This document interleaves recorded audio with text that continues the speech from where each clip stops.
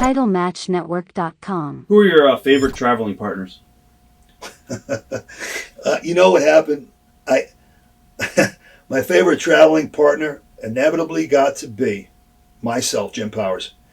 But prior to that, I ran with, I'm trying to think of the names now, Ultimate Warrior, Jim Hellwig, Jimbo. I ran with him.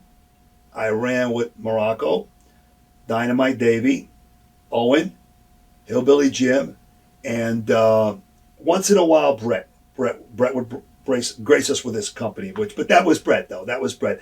And then as time went on, I mean, I did try to ride with Paul every once in a while and stuff, and I was as time went on at the end of the night, at the end of the show, at the end of the night, I just wanted my own time and my own space. So I rented my own cars. I stayed in the room by myself. Very rarely did anybody. I don't know. Maybe I gave someone a ride or we shared a car. That's okay. That's cool. But as far as riding with the guys, like I mentioned to you before, Davey Boy, Dynamite, Hillbilly, UW, Morocco, Owen. Loved Owen. Great man. God rest his soul.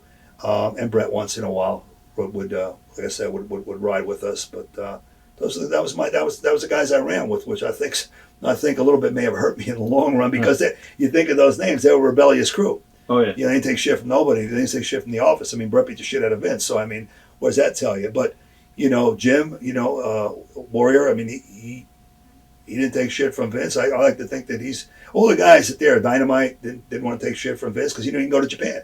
Davey Boy could go to Japan, but Davey Boy was a little bit more compliant than Dynamite was, which is why he ended up back. As Vince wanted to bring them both back, but Dynamite said "fuck you" to Vince, and Davey Boy came back by himself and had a really good run. So I mean, I kind of was with a rebellious crowd, except Hillbilly Jim. Hillbilly was compliant. What about Dynamite Kid? I mean, we've heard horror stories of some of the ribs that he pulled on guys. What was he like to be like on the road? A lot of people say he was a mean individual to fans and other workers. There was, he could be cruel. He could be cruel. I mean, he's done stuff to. I don't remember. I remember in a conversation with Brett, and I forget what it was. I felt sorry because I'm sure everyone's heard about the Jacques Rougeau Dynamite Kid story, and I kind of felt bad for that. Was the beginning of the end for Dynamite Kid. It kind of took something out of him. But I remember talking to Brett about it, and Brett saying, "Jim, don't feel sorry for him. He deserves it. He's a cruel bastard." Now, here's two brother-in-laws. They're both married to sisters. Right. They were. Anyway, I think they're both divorced now. But Dynamite, I've seen him do some stuff that's, I don't want to say karma's come back at him, because if karma has come back at him, that's kind of strong. It's a shame. But he's done some stuff to people that, pissing in someone's coffee but we see that on TV all the time. And from what I understand, you're in a sterile, but I don't know. It didn't taste good to me when he put it in my Gatorade in New Zealand, if he ever gets to watch this.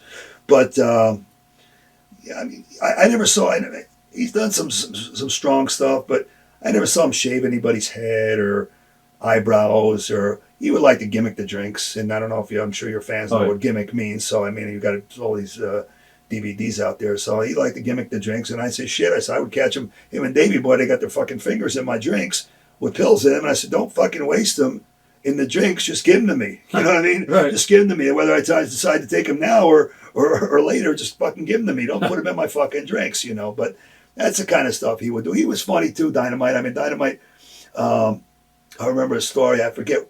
Obviously, we're going from point A to point B, and we're on the plane, and he gets on the front of the plane. You remember those old baggy old workout pants, Zubaz and shit like that, because the Warriors, Animal Hawk used to give it to the boys. So anyway, he's got the loose fucking pants. He gets on the front of the plane. Now his seat's in fucking ass end of the plane, right? Mm-hmm.